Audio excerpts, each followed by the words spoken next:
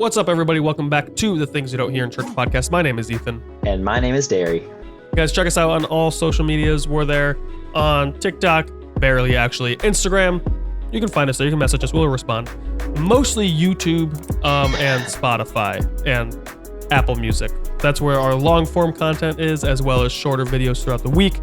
So if you want to hear more fun ideas or topics or things you don't hear in church, definitely check us out on YouTube to see that shorter form content. And today we're talking about something that I think a lot of people struggle with. And Derry has ran into a couple people struggling with this recently. So Derry, what are we talking about? Yeah, so I think everybody knows that as a Christian, hopefully you would know this. We've done a few episodes on it, that you have to deny yourself when you become a Christian. You have to count what it means to actually become a Christian. You know, Christ says in several different places, Luke and Matthew, that you have to take up your cross and die daily, right? So there's things that as a Christian, you have to give up to become a Christian, to become a follower of Jesus. Whenever Jesus would gather crowds, he would always gather them, and then he'd go away to a farther off location where people maybe wouldn't have food, and they'd have to trust or have faith. Do I want to follow? Do I want to risk something? Do I want to give up something to go follow him, right? So as Christians, we know we have to give up certain things to follow Christ. I think everyone would kind of agree with that if you're a Christian, unless you're kind of living a double standard life. I'm sure there's a lot of Christians out there, people who call themselves Christians, who just go to church on Sunday and then they do whatever they want with their lives. That's pretty standard and typical in a lot of churches. You have quite a few people who do that. But for Christians that are actually trying to follow Christ, right? So actual, Christians, Christ followers. So Christians. What that word means. Yeah. People who are actually following Christ. You know that you have to actually die to yourself. Everybody, of course, is on a different, not a different path, but on a different area in that path, right? Of denying yourself. There's some things where you're not even aware. Maybe you haven't read the whole Bible. You're not even aware that you've got to give this thing up, that you're struggling with, or that you're just doing repetitively. And you have yet to be convicted about it or read about it or whatever it is. That's fine. We're all on different areas in this path, but no matter what, as a Christian, you're called to live differently, to live to a different standard, to follow Christ, right? In what he asks us to do, not only in our actions towards negative things, but also our actions towards positive things, like giving to the poor, etc. So we know that, long intro, but all that to say, because of that, those things that we give up, we have certain perceptions of what it's like to be a Christian to the outside world, to people that aren't Christians. We're fine with this, right? Paul says all over the place that Christians are going to be persecuted, hated for their faith, all this kind of stuff. I think in the American world, we don't really necessarily know a ton of what it's like to be persecuted, per se, in like the full sense of what that word means. But we do know what it's like to be different, right? Because as a Christian, we can't do certain things, we can do other things. So the world sees us a certain way, pretty undeniable. Unless you try to fit in, we could have another episode on that. Right. Being in the world, but not a part of it. So Christians have a certain label or perspective that other people that are not Christians don't have. The thing we want to talk about today, though, is this. We, myself, and I'm sure Ethan too, have talked to people around the world. We've been in lots of different countries, and even in our own cultures, there's a lot of people that have misconceptions about what it means to be a Christian, either the things they have to give up to become a Christian or the kind of person they have to become when they become a Christian, right? I was talking to a few people recently, and they were just talking to me, and they're like, hey, I like Christianity. Like, it seems pretty cool. Like, I've experienced Jesus, but I really don't know if I want to be a Christian for like this reason and this reason. And I was like, both of those things aren't what it means to be a Christian, right? Like for them, they didn't want to be conservative politically, and they didn't want to be closed-minded and judgmental. And I was like, oh, now those are things Christians shouldn't be either. Like you shouldn't, not that you can't be a Republican, but you shouldn't be judgmental. You shouldn't be closed-minded. Gary just said that. Yeah. Clip it. So you shouldn't be those things, right? You can be whatever political party you want to be, but to be a Christian doesn't mean you have to be a Republican, and it does mean that you shouldn't be closed-minded and that you shouldn't be judgmental and all those kind of things. And so I told them that, and they're like, I didn't know that. I thought that's just what I've seen from Christians in the media and Christians that are my friends. And so That's what I thought I had to be. And so there's some reframing I think we need to do in different areas. So what we want to do today in the podcast is Ethan and I want to have a conversation about what it means to reframe, I guess, the perspective that non-Christians have for Christians. What are those areas specifically that we don't actually have to give up to become a Christian? You know, what are those misconceptions that people have? I got to be like this, or I got to act this way, or these are the things that I have to adopt to be able to become a Christian.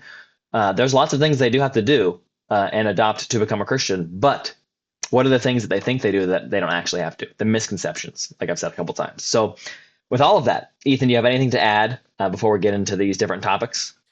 No, I think that makes sense. It's good. This is something like you said we did in a lot of countries. If you travel anywhere outside of the United States and you talk to anyone who's not a Christian, they think being a Christian is what Hollywood looks like, because a lot of other nations look at their religion as part of who they are as a society. So to be Thai is to be Buddhist. You know, to be Turkish is to be Muslim. That's how it's looked at. And so they look at, to be American is to be Christian. And what is pumping out a lot of American content in the last 20 years? Hollywood. So they think, right?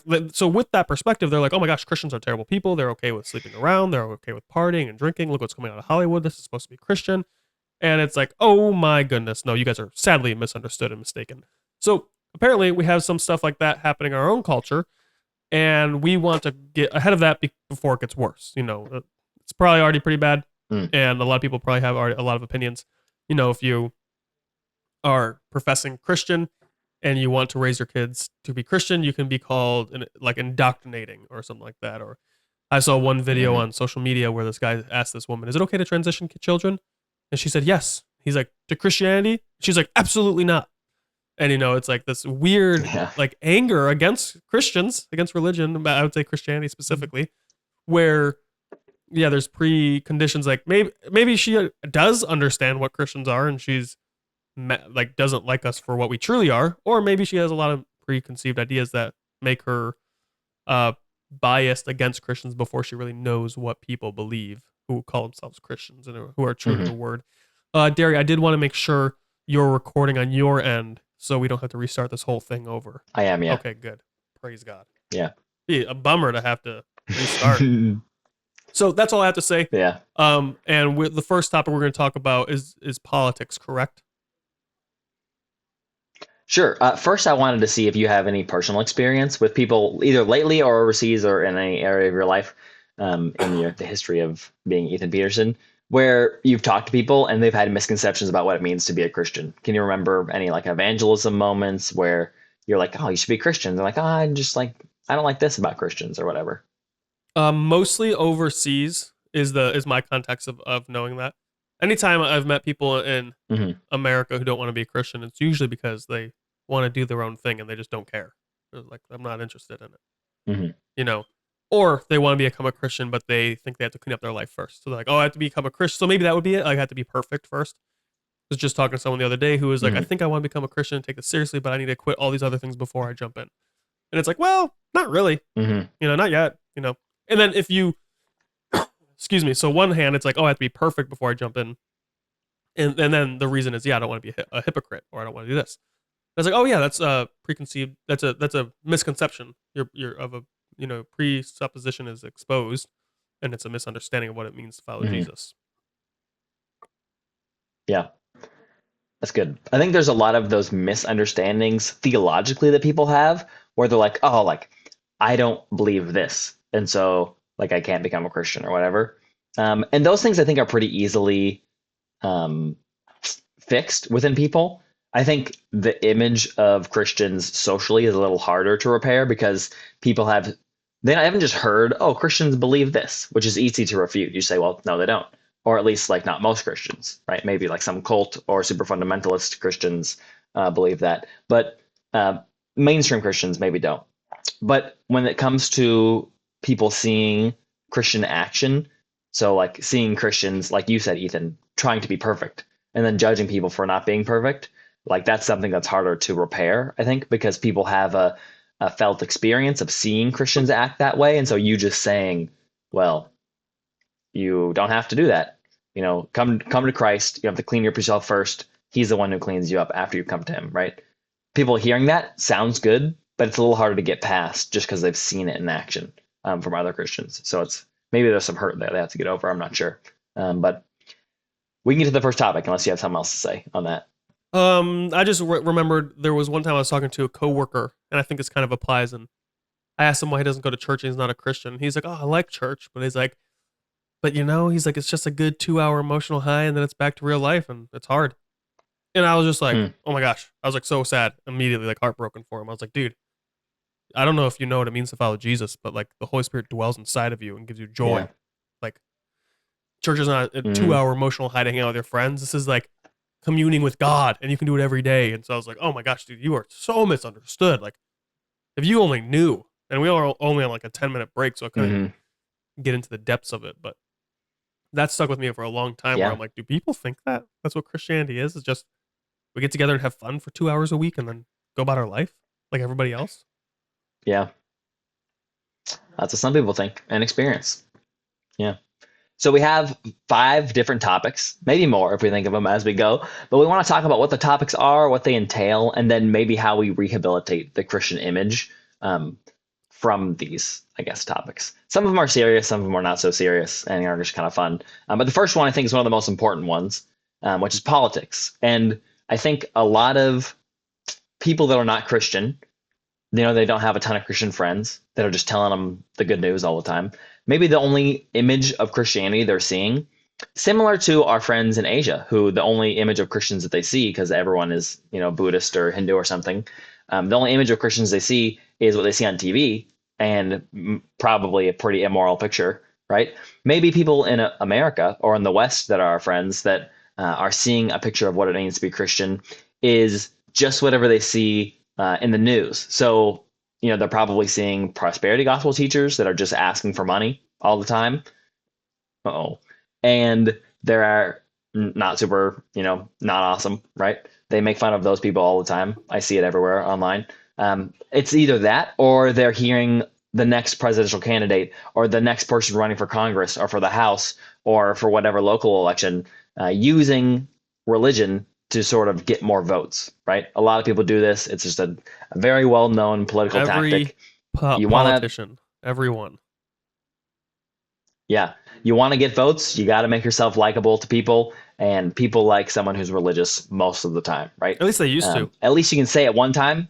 You can say it one time, and you never have to talk about it again, but at least you have that label now so that people are like, okay, if I also have that label, I know that they're this, so I can trust them a little more just subconsciously. And so a lot of people will use Christianity to try to get elected into politics. I think that's how it was in the past. It's sort of moved on beyond that now to just be, I believe in Christian values, and I'm running as a Republican, and Christian values are this, this, this, this, and this, right? Whether or not those things they list are actual Christian values, who knows? But because people see, they don't know a lot of Christians because they see the actions of whatever politician you want to name, whether they're a normal person or, more likely than not, people that are inflammatory are people who are getting video time. So probably people that are conspiracy theorists or people that are, just people don't like or do like a lot, whatever it is. They're getting the airtime. And so people are seeing that and they're seeing, oh, this is what Christians are like. I have to be a Republican or I have to believe this set of ideals to become a Christian. What would you say, Ethan, to someone that you're evangelizing to that was like, well, I want to become a Christian, but I see how Christians act in politics and that I just don't really like it. So I don't really want to become a Republican. So I don't want to become a Christian. Yeah.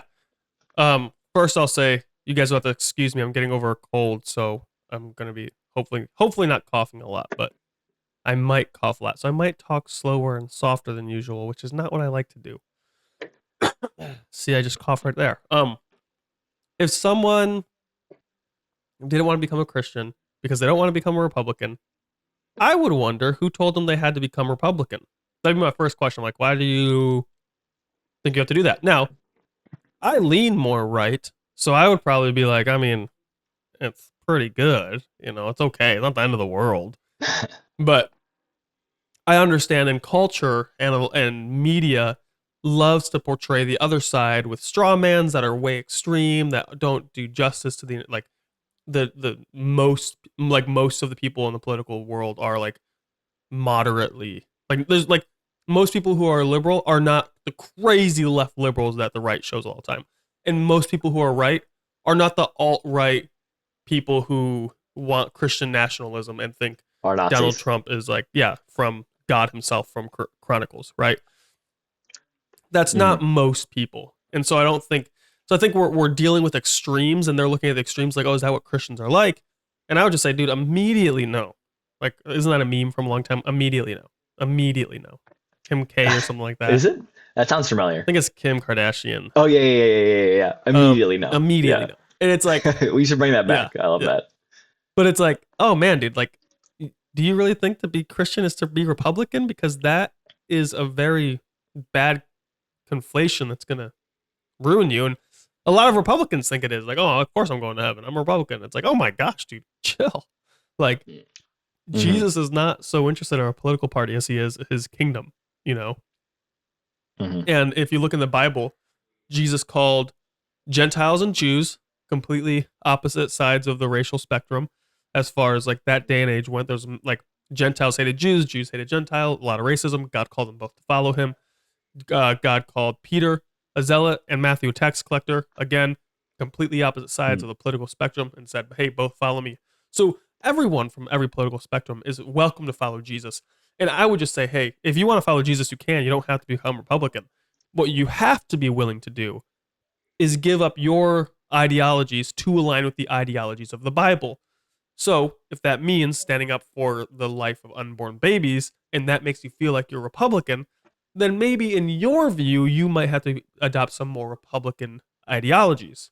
However, Hmm. to the Republican, Jesus also is for standing up for the oppressed and marginalized in society, which might mean a lot of Republicans need to do a better job of social justice from a biblical perspective because a lot of social justice has been done, but not the way I think in the way that Jesus would have done it. It's a lot about um, tearing down the people who are doing well to lift up the people who are doing good, where it should be more of a the people who are at the top and doing good voluntarily lifting up the people who are doing bad in ways that empower them and give them dignity and all that.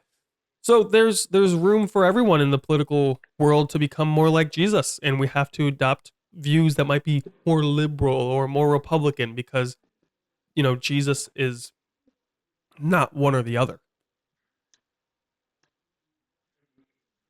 Nice.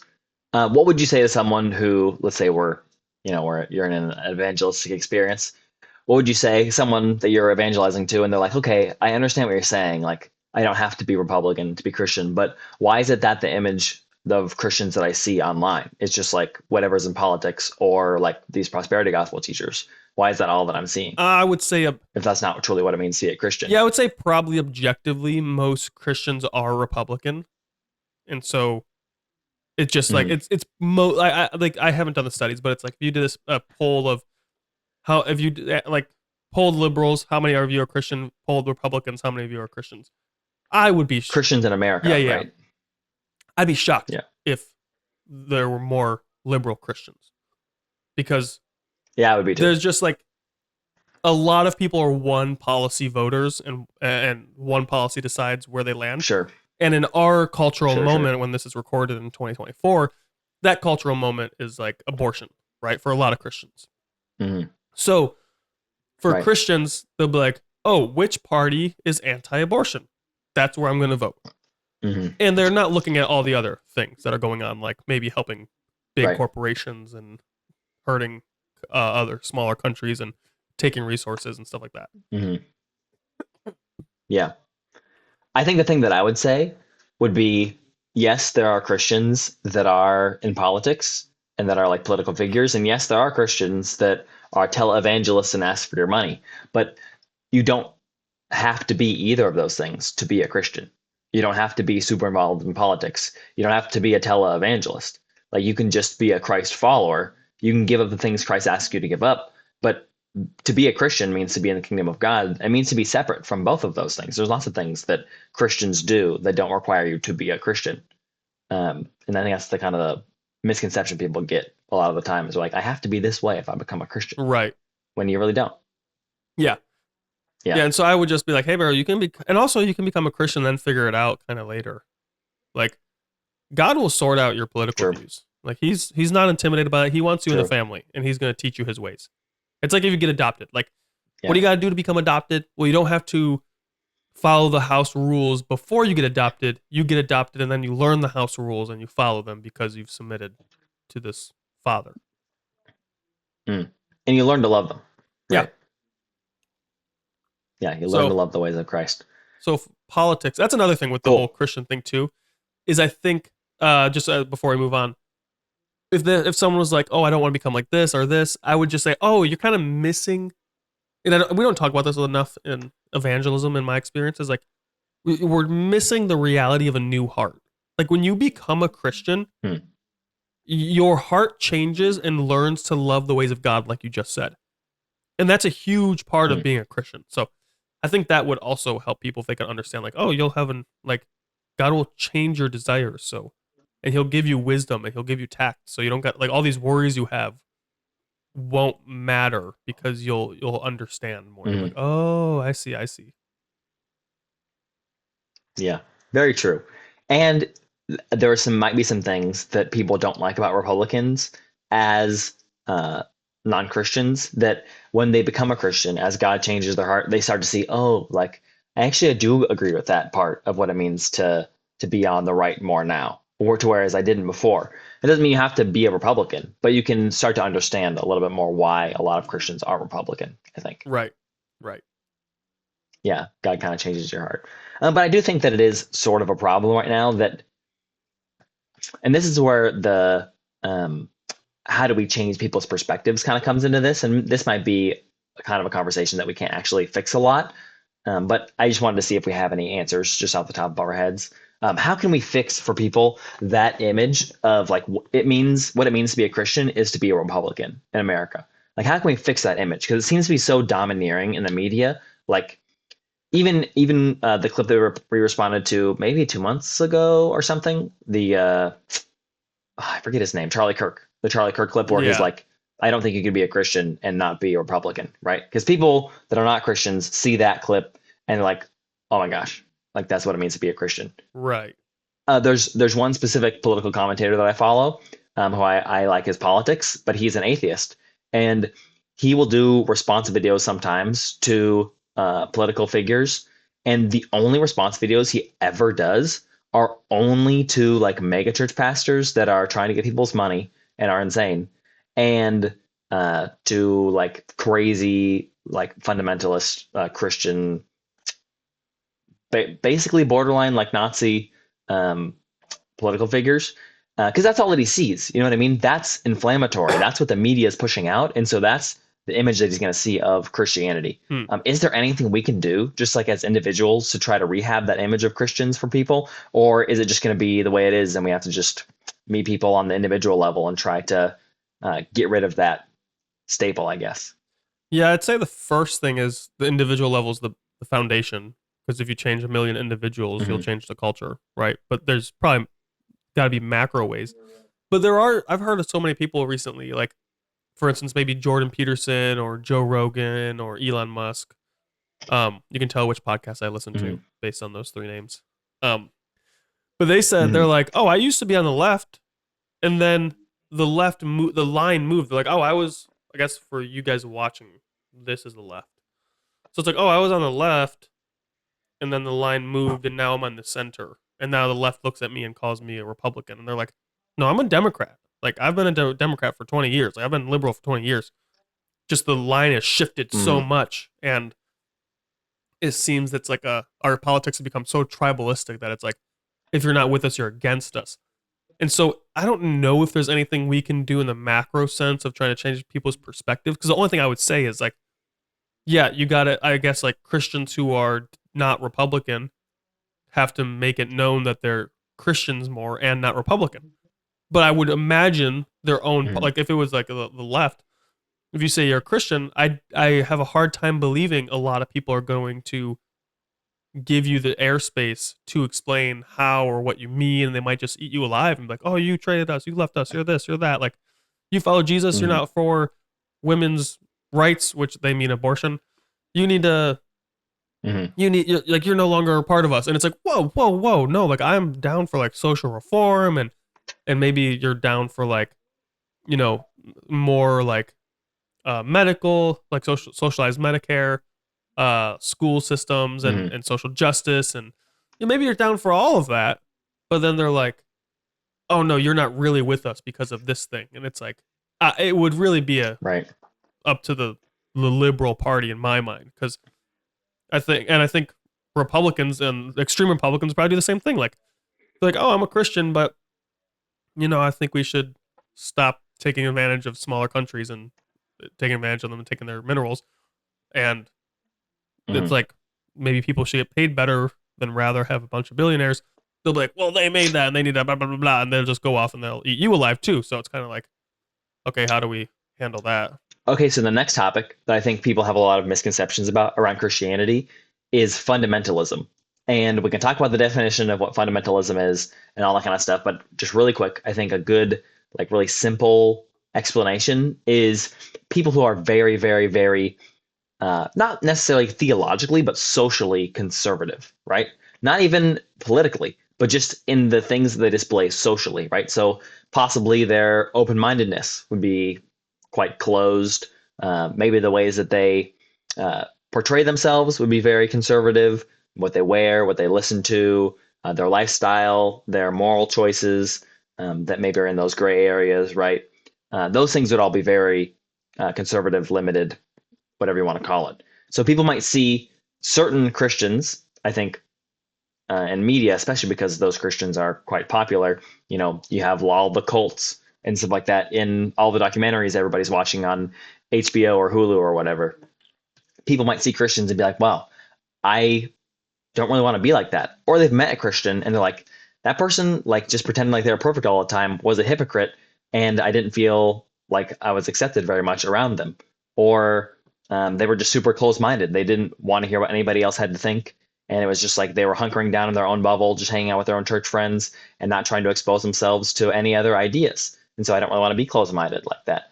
So I think fundamentalism can be a way that people have misconceptions about Christianity. Ethan, what do you think? Yeah, we did a episode on fundamentalism a while ago, a couple months ago, I'd say. Hmm. Um, so definitely go check that out. I'll try to find it and put it in the link below, maybe. But yeah, I mean, fundamentalists, the definition differs with so many people, right? Like, I Yeah. might be labeled a fundamentalist because I believe in a mostly literal interpretation of the parts of scripture. Like, let's say, I do believe in a literal interpretation of the Bible of the parts that are supposed to be taken literally. I'll say that. Um, because then some people will be like, you think the woman in Songs of Songs actually had teeth, like, or her like goats for teeth? And it's Right. like, okay, no, clearly no, I don't. Just for people who want to be really picky, I'll be very careful with my words. Hmm. But other more socially or culturally ideas of fundamentalist is more like women don't really have rights, like very aggressive, mean, like almost Hmm. abusive, you could say, like version of Christianity is I think what most people mean. And I would say, yeah, I'm definitely not that. And but Hmm. to someone who doesn't know, and if I say like, oh, if I believe, right? So if Christians do believe in a young Earth, then people might be like, oh, you're fundamentalist. And so it really just differs with so many Hmm. different people. But for the holier than thou idea, like, oh, I don't want to be a Christian because my friends who are Christians are hypocrites and they always act like they're better than me and holier than thou. I've had people say that to me and like be mad because like, oh, you're just acting holier than thou. And I wasn't Hmm. acting like in any way. Like, and Hmm. I was around Christians, and they were just got mad at me because I was like, hey, you can't do that. That's not what Christians do. And they're like, you think you're better than me because this, and I was like, no, I don't think that. I'm just telling you what the reality is. So I often wonder if people's claims of like, oh, you think you're holier than thou and this, maybe come from a place of insecurity. I've often wondered that, like, okay, you're just uncomfortable in your own skin, your own spirituality, so you're trying to attack me. So I never took those super seriously. Now, I do think people could be definitely acting like that, and that probably wouldn't be good if a Christian's definitely like, oh yeah, I'm so much better than you. I don't drink, I don't do this, I don't do that. It's like, bro, you were a dead sinner just like me. You know, like Paul is writing in, Mhm. I think, Romans or a number of letters, and he talks about all these things that the Gentiles are doing. Oh, they're doing these evil things and these evil things. And the idea is kind of to bait the current Jewish Christians and to be like, yeah, the Gentiles suck. And then Paul switches it around at the very end and says, just like you did before Christ came. And so he lists all Mhm. these things out, and the people who are self-righteous, holier than thou idea could be like, oh yeah, puffed up with pride. Like, yeah, I don't do that. I don't sleep around. I'm not like that. I don't get drunk. Oh yeah, I don't have that. And then Paul's like, and just like you were before you were saved. You know, Christ died for us. Dude, that part of scripture goes so I hard. know, it's such a bar. And it's like, Yeah. I think it's Romans, I think it's the beginning of Romans 2 is where it says that. And Mhm. and it's such a good bar because you get, it's this like idea like, oh yeah, I'm not like that, I'm doing good, and then you're like, oh dang, I suck, that's right, I was just like this before I had Jesus. I have no Mhm. claim to any of the fruit of my life for following Jesus. I don't get to be like, oh, I'm such a good disciple, I did this and this and that. You don't get to do that because it's like, no, Philippians says it's him working in you both to will and to work for his good pleasure. He is the Mhm. author and perfecter of your faith. You know, everything is by God conforming us to his image. So Mhm. the only claim we get to say is like, I was a dead sinner and Christ's mercy saved me. Mhm. You know, we're Yeah. not better than anyone. So yeah, definitely if people have ideas of fundamentalism, like, oh, I don't want to be a fundamentalist, I would definitely be like, hey, you're right. A lot of people that you might be seeing might have a holier than thou attitude and maybe are arrogant in their spirituality, Mhm. but they're wrong in doing so. And then you might say, "Oh, but they're a hypocrite." And it's like, "Yeah, but if you don't want to be a Christian because you don't want to be a hypocrite, then you're never going to be a Christian because as soon as you become a Christian, you'll be what you think is a hypocrite." I wouldn't say you're a hypocrite because I think it comes from the Mhm. heart. But I think if you're trying to follow Jesus and you struggle, people might think that's hypocrisy, but I think it's just humanity. And so Mhm. it's like, hey, like you're going to struggle just as much as anyone else, you know. It's also a little bit arrogant to Mhm. be like, oh, I don't know. Maybe it's not arrogant, but it's just a little bit funny to be like, well, I don't want to do that because I don't want to be a hypocrite. So which assumes that when you're ready to become a Christian, you won't be a hypocrite, which means that you think you might Mhm. be able to do it better than other people when you're able to do it. I don't know. Just some Mhm. speculations on the subconscious heart thoughts. What if we look at hypocrisy through a different lens necessarily, or a different vantage point of someone who's not a Christian? Maybe they work with a Christian, and they're like, this guy still gets frustrated at work, still complains all the time that he wants to go home, that he's tired or whatever. This guy still gets road rage, tells me about it all the time. Like, I know what he says it's like to be a Christian, but I'm not seeing that in his life at all. I think a lot of Christians could uh, empathize with that a little bit of like, wow, have I been complaining when I'm at work and had like coworkers like heard me and I've been telling them what it means to be a Christian, right? Like that is being a bad image bearer of Christ, is it not? Hmm. You should call him out. Be like, bro, I thought you were a Christian. Yeah. Like, you told me all about patience. How are you getting mad? Dude, I've had non-Christians that I was hanging out with, like back in college, like see a Christian do something and they literally call them out like, hey, I thought you were a Christian, you're not allowed to do that. And the person was like, yeah, yeah, and like freaked out and like didn't know what to do. It was so So funny. funny.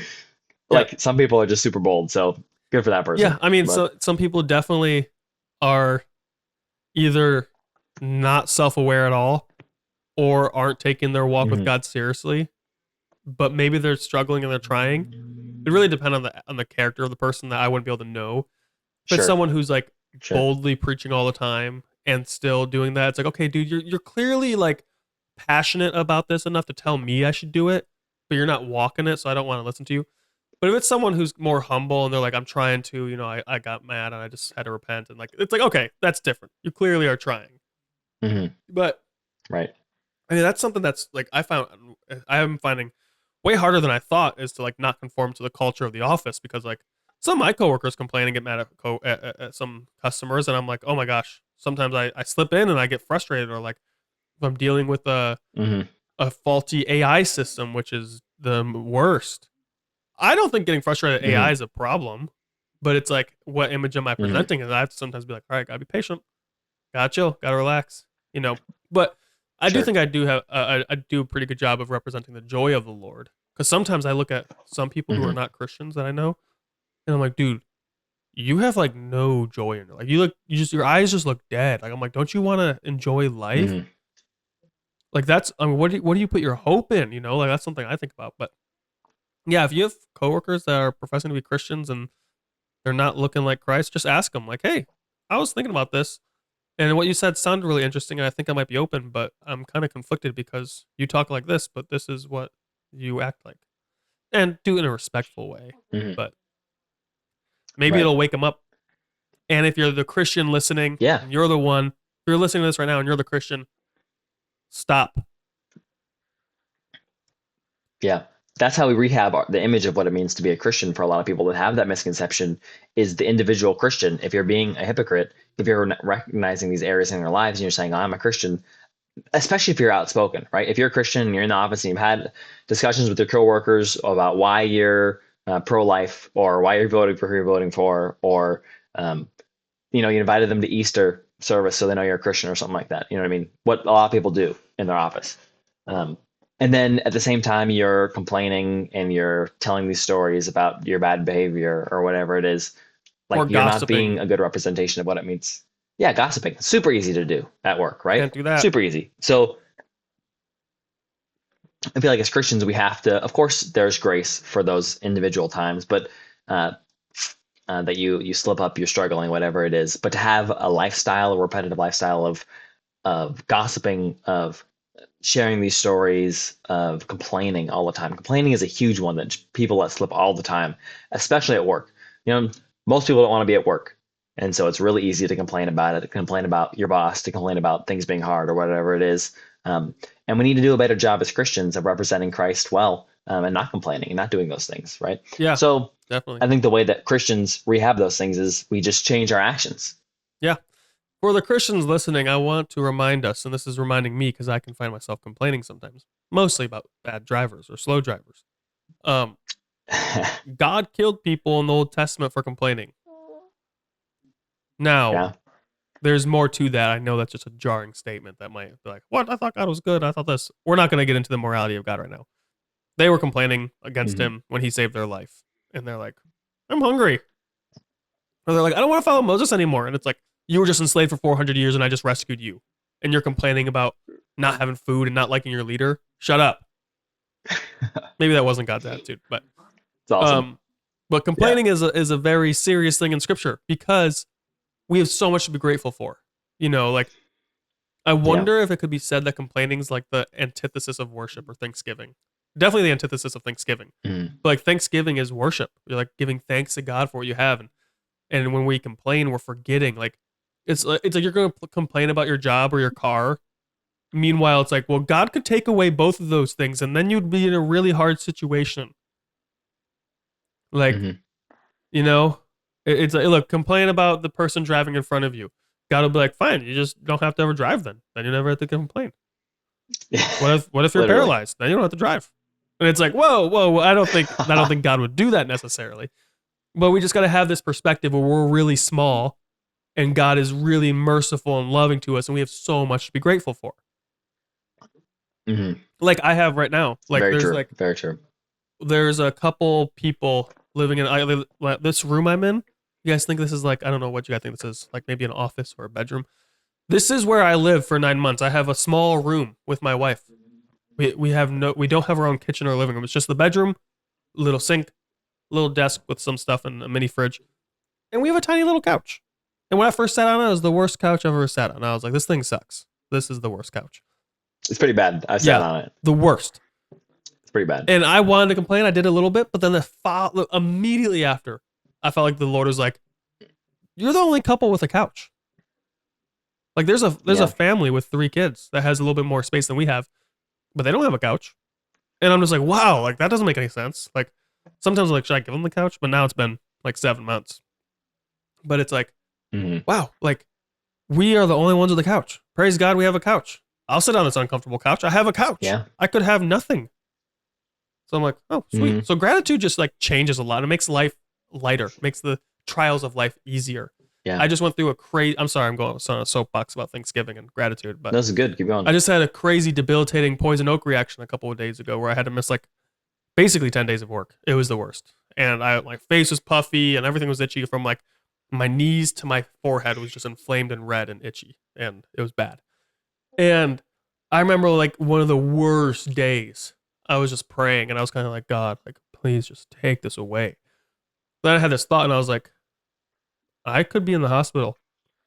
I could have way worse things. I could have, this could be so much worse. And I started praising God. I was like, God, thank you that it's only poison oak and it's only going to last 3 weeks.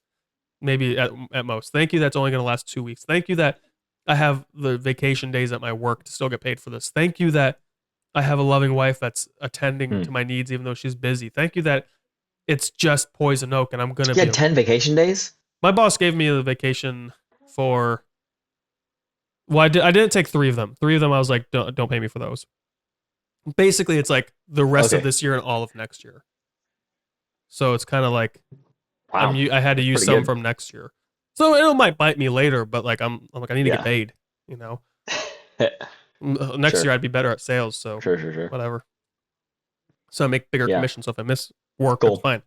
But yeah, it's just one of those things where I was just like, wow, I'm going through a really hard thing right now, but it could be way worse. So thank you, God, that it's not way worse. Hmm. Like, and that was like my soul came to life and the trial became easier to handle. And I was like, wow, this is great. That's good. Yeah. Cool.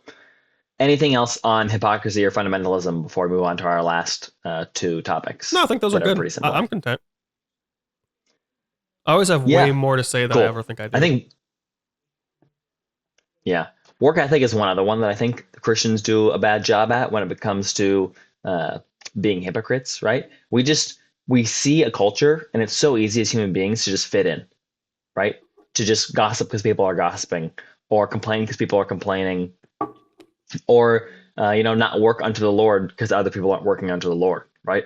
Just working however we want, being lazy or just fitting into whatever the work culture is around you rather than maintaining what God asks you. It doesn't mean to work yourself to death, right? But it means, hey, if there's something that I need to be doing or that I see needs to be done, am I slacking or just doing whatever? Or am I like getting the work done that I need to get done? And I think people see those things very often. Just like children see everything we do and we don't realize, our coworkers see so much of who we truly are when we're at work because we have a lot of our guards down when we're at work because we spend a lot of time there. And we're like, yeah, no one knows me here. Like I can be a different person almost, right? People talk about their work husband and their work wife. They have a whole different life at work because they're a different person. It's like the worst thing in the world. Anyways, You can't have a work wife if you're a married man. do you have just can't. Do you do have a that. work husband? I used to when I was a welder. His name was. He had a nickname. I forgot. I can't remember his name right now. I know his name, but I think maybe I Nice. call him Bob or Bobby. Whatever it was a nickname. Work besties are great. He was my work bestie, dude. And then he's like, "I'm turning my 2 weeks." I was like, "You're the worst." Dude, it's the worst when you've been in a job for a while and your favorite person leaves. Yeah, and it's like it's not like we were just Sad day. like hang out. Like we worked in this on the same unit that took really long. So I would do the first half and then I'd give it to him and do the second half. So we're like in the same booth all day, every day, just hanging out. And then he's like, "I'm leaving." And I was like, "Good for you. You suck." But I was leaving too. I was going to mission. Leave me here. I was like, whatever. Then Derry became my work bestie. Then I left him. Yay! Yeah. Uh-oh. All right, the last 2 topics we have, I think just kind of not silly, but they're real to people. partially true. They're not as serious. They're real but they to some matter. people for sure. Yeah. And these 2 are the kind of entertainment that Christians entertain and the kind of like stereotype of that Christians can't have fun, right? This is an old school one from a long time ago. From even when, Christians were like, you can't have drums in anything. Drums are demonic. I remember some certain grandparents that maybe I have that saying that. Drums were But demonic. well, back in the day, that was Holy a very cow. standard thing to believe, right? It's only pretty recently that we've had like worship bands I have just grew up drums inner and city all Pentecostal, that so kind I of just stuff. missed all of this. Like Hmm. I like gospel Well, it wasn't in music. our lifetime, not necessarily. Yeah, but I Yeah, missed all of it. absolutely. I got spared. And so people will think like, oh, like whenever you become a Christian, all my friends that become Christian are just losers now. Like they never go out to drink with me. They never like go to any parties. They never like to have any fun. And so there's a duality here where it's like, yeah, we don't get drunk and we don't do drugs, but we can still have fun, right? Hmm. And they're like, well, what do you do that's fun? Like those are the things that I do to have fun. What do you mean? Pickleball. Or they're like, I really like music. I really like music, and I don't want to just have to listen to worship music for the rest of my life if I become a Christian. What do I do about that? What are you going to say to people like that, Ethan, that might ask you that question in evangelism? I'd just be like, why do you? I mean, I just think like, hey, dude, don't worry about that, man. Like, in my mind, I'm like, there's bigger fish to fry. We're talking about the grand creator of the universe, and if you think he's real, and if you're not going to follow God, this is just my quick soapbox, and I'll give a more detailed answer. But it's like, if you're not going to follow God because you want to listen to your music, you don't understand God yet. Like, if music's that Mhm. big of an idol, then yeah, you got to lay it down. Sure. I like. What do you want me to say? You Mhm. like, oh, keep your secular music that makes you think about having sex outside of marriage and cheating on people and doing drugs and all this. What do you want? Like, no, I'm going to say, yeah, that stuff doesn't glorify God. You should probably think about it. But I don't think that's the first thing on God's to-do list with your reconciliation and your redemption. I think Mhm. God will get there and you'll have wisdom. But again, back True. to the new heart, right? Like some of those things you like, it's a valid thing. Like, oh, I want to go clubbing. I want to go drink. I want to do this. It's like, yeah, you want to right now because your heart is sinful and is inclined to sinful desires. When you become a Christian, you get a new heart. Your heart is inclined towards godly things. So I never thought reading the Bible was fun growing up. I became a Christian, and now it's like the greatest thing ever. I'm like, when I first became a Christian, and I like Hmm. realized what the Bible was. I was blown away. I was like, oh my gosh, and I just could not get enough of it. Right? Like, you can also have fun Hmm. doing other things like board games like that. Here's what I will say about Christians not going out to drink. I get it. I get frustrated. I ask my Christian friends to go out to drink, and they're all like, I don't drink. I'm like, why not? Why? Like beer tastes good, whiskey tastes good. I don't like it. Yeah, that's fine. But if people say I don't want to drink because I don't like it, I'm like, that's fine. You don't like the flavor. I'm not gonna fault you. But just because like, oh, I don't drink alcohol, just because you're a Christian, I'm like, that's not a reason to not drink alcohol. Like maybe if you have a history of Mhm. addiction, don't drink alcohol. But we gotta stop demonizing alcohol because the Bible doesn't demonize alcohol. They called Jesus a drunkard because he Mhm. drank with people, right? Now he didn't get drunk, but he hung out with sinners and tax collectors, and they called him a drunkard. And so Mhm. there were things that he was like, okay, they wouldn't call him a drunkard if he never had a drink. Now maybe they would. Maybe he just hung around people who drink. But it's like Mhm. if to the Christian, it's kind of like, dude, you can be an example to your friend about how to have mastery and self control over alcohol. They go out to drink all the time to get drunk, and if you go out with them and you have 2 beers and you're like, I'm good, I'm chilling. Maybe 1 beer and you're like, yeah, I want to Yeah. make sure I'm good to drive. I'm content. I'm fine. They're gonna be like, whoa, what the heck? Like, and you're still enjoying it. It's like, yeah, I'm totally chill. They're gonna be like, wow, okay, interesting. But I personally just like drinking because I enjoy it, and I when people don't, I'm like, come on, guys, have fun. But that's just me Yeah. being silly. Yeah. I think a lot of people who become Christian realize, yeah, there are certain things that I can't do anymore that are self-destructive behaviors. And there are so many beautiful things that God has created that I can experience and I can do every day, that are awesome and lots of fun, right? There are so many things that you can watch, listen to, go do, participate in groups or by yourself that are super fun, right? And it's almost just like a process of maturing too, because there's lots of people who aren't Christian who people that are living that kind of party lifestyle look at and they're like, your life is boring. And that person like works and then goes on hikes and hammocks at the beach and like goes on like trips with their friends or whatever. And just because they're not getting drunk and like doing drugs every night, their life is boring. I think the average like human experience, people love those things. People love going on hikes, Mm-hmm. playing board games, going and doing creative things Well, with it's their all centered friends, around going on trips, community, whatever it is. right? And you're sober enough to enjoy it. Exactly. Yeah. Crazy idea. Yeah, when you're not trying to numb out all of life, you can actually experience it and enjoy it. Yeah, I'm trying to numb it out though because they got some deep traumas they need to work through. Get therapy and get the Lord. The Bible Yeah. says that God is the great counselor. So free counseling via There you prayer go. by the Free guy who counseling. created you. So pretty good Hmm. deal. Pretty cool. I think that the point of having this episode and doing all of this is to try to see, like, sure, there are areas where we're going to stick out from the world, but how can we make it easier for people to want to become Christian, right? If there are those people who, the gospel is more accessible than it ever has been before. People are going to hear and see, watch reels, TikToks, YouTube videos, like stuff that we create, stuff that other people create, where they're like, wow, like these people have an actual objective reason why they care for the poor Hmm. and why they want to like give their money away that they earn to people that need it more than they do, right? Because they want to bless them because that's what God has asked them to do. Or they want to have an actual objective sense of morality given to them by something other than just their subjective personal opinion about what they should do with their lives. There's tons of reasons why people might want to become a Christian in this day and age, but there are just stupid things holding them back to why they maybe not maybe why they won't, because I know a lot of people, if they've actually been convinced that Christ is the way to salvation, that they will become a Christian. But they just have misconceptions about what it means to be a Christian, right? And so that's really the reason why we're trying to create this episode. There are lots of things that are good to lay down when you become a Christian, things that we've mentioned. And then there's some things that you don't have to, that people think you do. And that's why I wanted to make this. So hopefully, if you're watching this video and you're not a Christian, you've learned something, and maybe this will push you over the edge. You realize, oh, I don't actually have to become a Republican or whatever, or vote for Trump to be a Christian. Do it Or anyways. I can actually have an open mind.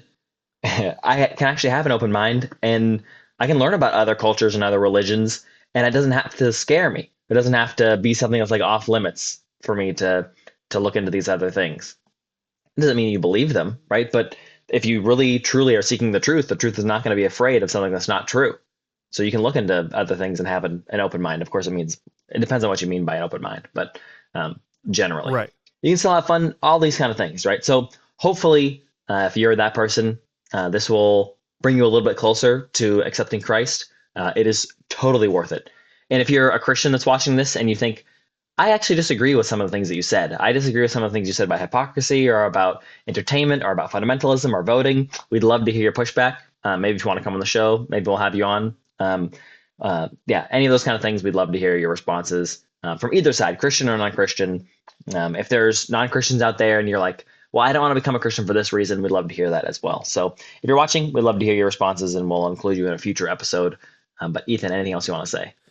All in all, when it comes to what does it look like to become a Christian, don't take what the culture is showing you. Maybe go to the Bible, find a local pastor, a couple local pastors, and just talk to them candidly, and yeah, ask these questions. But do know that what the culture shows you is often a lie.